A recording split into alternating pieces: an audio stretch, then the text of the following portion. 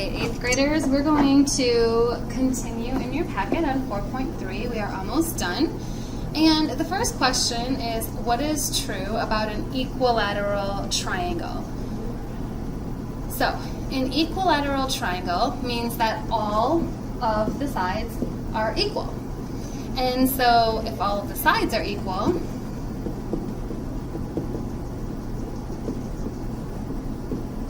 then all of the angles are equal.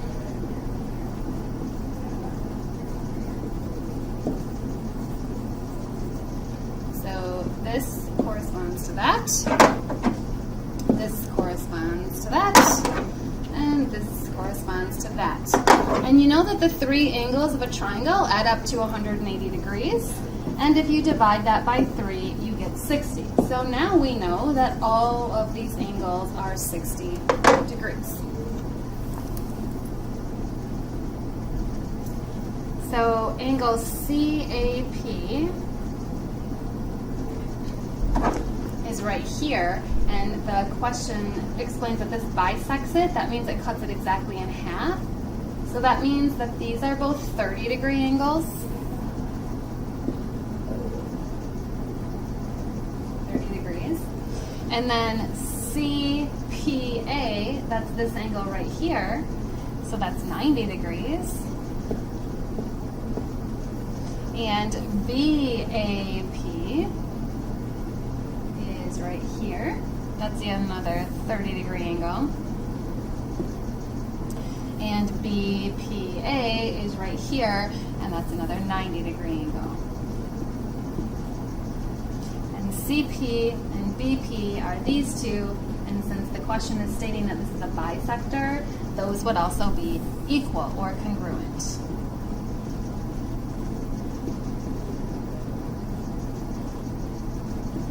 And ACP and ABP,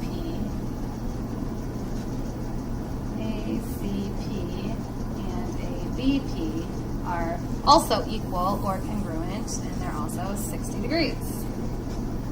Actually, this says not angle, it says triangle, so they are congruent. They are equal. And they are actually called something special. Okay, hold on, EQUAL. And they are 30, 60, 90 triangles.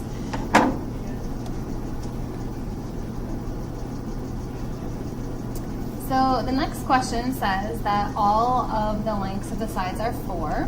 So we're going to make all these 4. And so when this bisects it, we know that these are both 2. We know these are 60, and these are 30, and this is 90.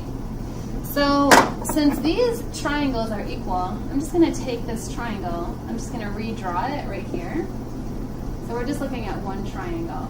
And that triangle is a 60, 30, 90, with this side being 4. So the side across from the 90 is 4, and the side across from the 30 is 2. So you can do the Pythagorean theorem to find the missing side. So we'll call this A or B, it doesn't matter, we'll call it B. So 2 squared plus B squared equals 4 squared. So 2 squared is 4. So 4 plus b squared equals 16. So go ahead and subtract 4. So b squared is 12. So b is the square root of 12. Now, this is kind of weird, but if you remember in one of the videos, you can simplify square roots. We know that 12 is 4 times 3, so we could write this as 2 square root of 3. I'm going to write it that way just because there's a little rule that you're going to learn. So 2 square root of 3 and the square root of 12 is the same exact thing. So CAP is 30, that's right here. BAP is right here, that's also 30. CPA is right here, that's 90. BPA is right here, that's 90. CP is 2. BP is 2. AP is either 2 root 3 or square root of 12, same thing.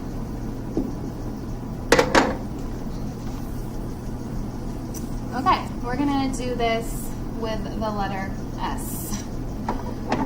So I'm just gonna draw that part of the triangle again. So this would be S, because this was our 4. And this would be 1/2 S. And this is 90, and this is 30, and this is 60. So 1/2 S squared plus, we'll call this B again, B squared equals S squared. So 1/2 S squared is 1/4 S squared. And if you subtract 1/4 S squared from both sides, I put that in the wrong spot,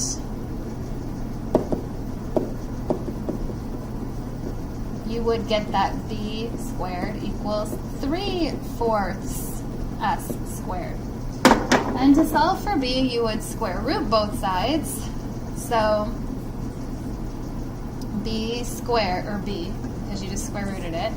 So B is equal to the square root of 3 divided by 2, because the square root of 4 is 2, and the square root of S squared is S. Okay, that was a little bit intense. So everything is still the same. So CAP is still 30. BAP at the top is still 30. The bottom angles are still 90. CP is that half of S. BP is also half of S. And then we're going to put, I'm going to put it like this. Half of S times root 3.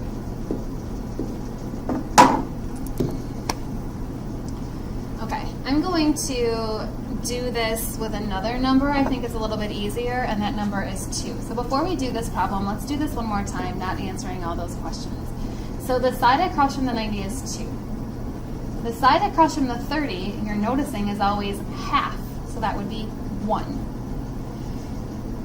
So the side across from the 60, you would do 1 squared plus B squared equals 2 squared. So 1 plus B squared equals 4. You're going to go ahead and subtract 1. So B squared is 3. So B is the square root of 3. So I'm going to write this as 1 times the square root of 3. So there's a little rule. And what that rule is that the side across from the 90 is always the biggest side. The side across from the 30 is always half of that. So if you make this x, this is half of x. So in this case, it would be 3, because half of 6 is 3. And the side across from the 60 is always this half of x times the square root of 3. Now, I'm going to write that rule actually even more different. So we still have a 30, and a 90, and a 60. And instead of calling the side across from the 90x, instead, let's call the side across from the 30x. Then the side across from the 90 would be twice x. And the side across from the 60, right here, is always this number times the square root of 3. This is the rule that I think is the easiest. So in this question with the 6, this side over here is going to be 3 root 3, no matter if you look at it with this rule, or if you look at this being 3, this being 6, and this is 3 root 3. So this is the relationship.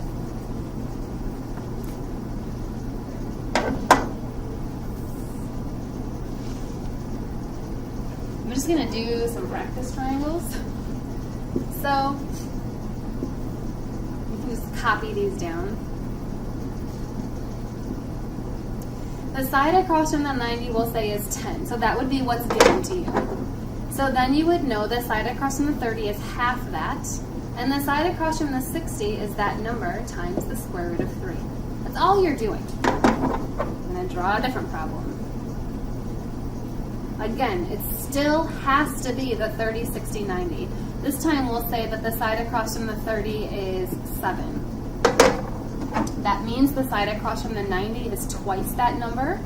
And the side across from the 60 is this number times the square root of 3. That's it. Now, the triangle can look any way.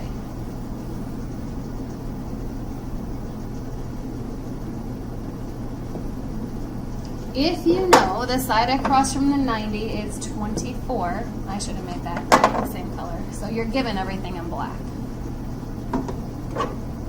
So the side across from the 90 is what you're given this time.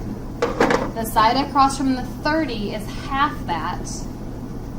And the side across from the 60 is the side across from the 30 times the square root of 3. And this is always the case.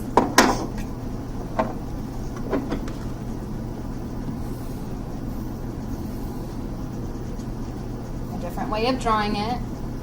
This time I'm going to give you the side across from the 60 being 8 root 3. So the side across from the 30 would be 8. And the side across from the 90 would be twice that, which is 16. Isn't that fantastic? All right, there's one more little rule, and it's not on this sheet. We're going to do the last section tomorrow, but I do want you to write down this one other rule. It's even easier. Think about a baseball diamond. We were doing this just the other day. Remember, we were finding the distance from second to home. Oh wow, just pretend that's perfect. This is even better. Okay, so in a baseball diamond, all the sides are 90, the angles, and all the sides are the same. Now, if you were to drop a diagonal across, you're going to have a 45, 45, 90. And so I'm just going to redraw this triangle like this. 90. 45 and 45. Now the two sides that are 45, that number is the same. So if you're given that side length, let's say you have a side length of 1, then you can find the hypotenuse by doing 1 squared plus 1 squared. That's 1 plus 1, so that's 2. So this side length would be square root of 2. We'll call it c. So you could have this equal to c squared.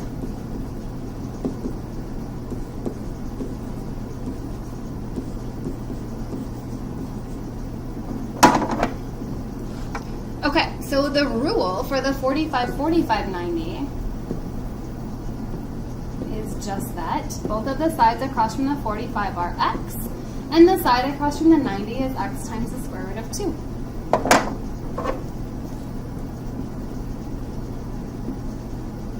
So if this is a 45, 45, 90, and this is 3, well actually only one of those would be given, then you would know the other one is 3, and the hypotenuse is 3 times the square root of 2.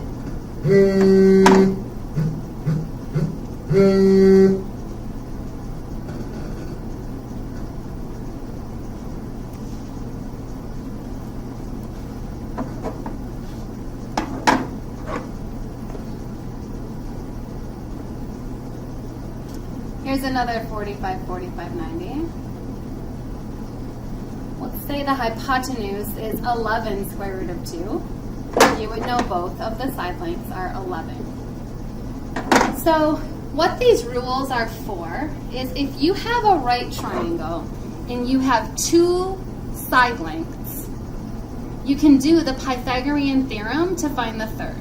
So if you're given 2 side lengths, then you can always use a squared plus b squared equals c squared. If you have a right triangle, and you know it's a 30, 60, 90, if you're given one of the side lengths, it doesn't matter what one, you can find the other ones by the rule. And that rule is that this is x, this is twice x, and this is x times the square root of 3. And if you have a 45, 45, 90, and then you would need to know for sure it's 45, 45, 90, and you're given one of the side lengths, then you can find the other side lengths by the rule. And that rule is that these are the same, both x, and this is x times the square root of 2.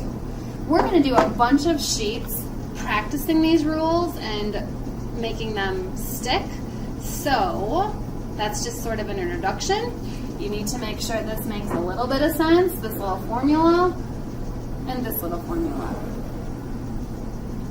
All right, call it a night and have a good one.